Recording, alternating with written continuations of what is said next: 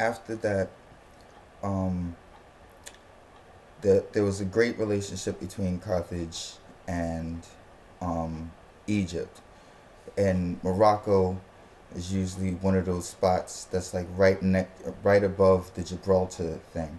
So when the Greeks were going over there, that's where they was hitting. But a lot of their shit came from the Egyptian.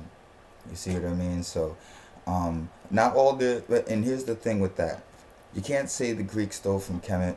What you can say is that they took a couple visits, and some of some of their mythology attempts to steal from Kemet sometimes. I mean, Helios Helios is like they tried to equate him with Ra, and they're two different personalities.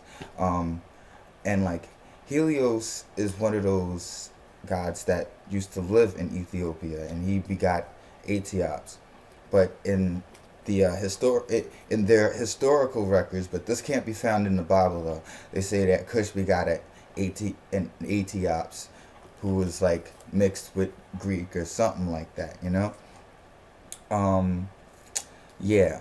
So they didn't steal anything from there. There's nothing really stolen. And the only things that has been happening is that people have been going in there and like trying to get in the graves of King Tut and so on and so forth and stuff like that. And the thing is, before that, when the Greeks did manage to take over most of that area, they started throwing in, Atlas, and they explained Helios. You know what I mean? They went down there first, and they ended up making a union with them. The Africans kind of didn't mind them, all right, and the Greeks never really oppressed them. Now, if you find out some shit where the Greeks oppressed them, go ahead, let me know. But until then, that's what's going on.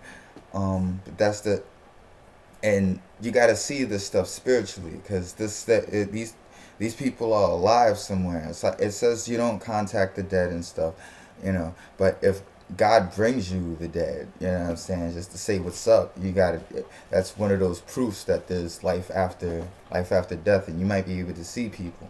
Now, the thing with that is you might not really see dead people. You might just be seeing the spirit, meaning the spirit is still alive, but not the actual person. It might be a memory, but just the apparition of the Holy Ghost. Um, when the thing is, when the Ottoman Empire came and the Muslims came, here's the next part. The Muslims came over there, and when the Greeks left, the Moors the people of Morocco started building this foundation of all this science that used to be in Egypt, because it ended up turning Coptic. Then then there was the Christianity phase. When the Moors heard about Christianity, they knew automatically this is an apparition of Horus and Aset, but they kept in mind that these are not the same people. And they also kept in mind that when the books of Matthew came circulating, one of the rumors, I'm going to just call it a rumor, but spiritually, who knows? They might have real evidence of this. Yeah, because chances are a lot of people are questioning whether they have evidence of anything. And I don't really, I see this stuff for what it is, and it might be real. Um, to me, it's real. I've seen a lot of stuff. But Matthew, they say he dies in Ethiopia. Matthew is the one that writes the book of Matthew, supposedly. That's why they put the name on Matthew. Let's not beat around the bush. If they tell you anything otherwise and they go, oh, well, Matthew wrote some of the book, then it must be false. You know what I'm saying? Why are you even shoving this in our faces to begin with? You know what I mean? Like, Matthew might have written some of it, but we just put the Matthew. Don't listen to that shit. It says Matthew wrote it. All right? Did Matthew write it? He wrote it. But Jesus goes to Egypt when they say he goes there until he's 13 after he's born, and they say he grew up and he learned all kind of comedic stuff. What's funny is that part is not in there. I'm sure you could find that in the Coptic Gnostic records, though. And that's some shit we need to look at. I think Anne Rice got a book that just came out, dropping some shit where Jesus is in Egypt. There is some parts in Jewish folklore where he goes to Egypt, and he uh, he shuts down all the he shuts down all the idols. All the idols start breaking in front of him and stuff. That's one story I heard. And another story I heard is that he goes down there and he starts plaguing everybody, and they said it's time to go. We got to get out of here. He was like 13. Like it's time for me to leave. So, but that's at like one AD to like 14 AD and shit. You know what I mean? Like, what the fuck were they doing then? You know what I mean? Who was there? Did they speak Egyptian? You know what I mean? And eventually they knew that, and they already believed in Judaism because of the Kabbalah. They helped inspire that one. You see what I mean? That's just my opinion. The Moors, they was in a lot of different shit.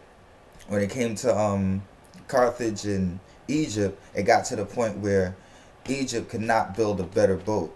You know what I'm saying? Egypt couldn't even build a better boat, to the point where the pharaoh Necho II, like Necho, Neccho, he's the one that goes to Carthage, then gets some Phoenicians from Tyre and gets some boats, and they sail around the whole thing of Africa.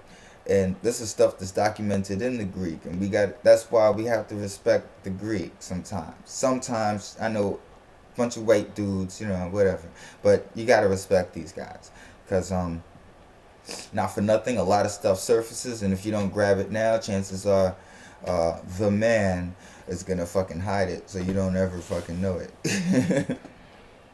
mm. But when the Muslims finally came over, remember, don't let them tell you that this was the most peaceful, Allah Akbar movement. You know what I'm saying? When these motherfuckers got started, at first it was peaceful because they got kicked out of Mecca. They got kicked out of Mecca like about 4 times and shit.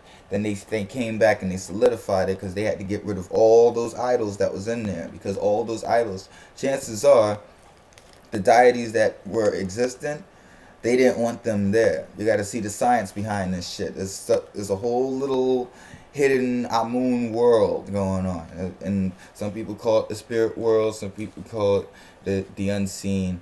You know what I'm saying? Some people say it's the 5th dimension, 1 dimension. It's a lot of different dimensions and stuff. But the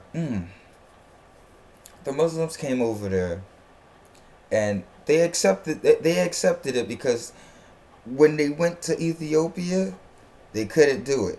They couldn't make Ethiopians Muslims. There's like 5% over there.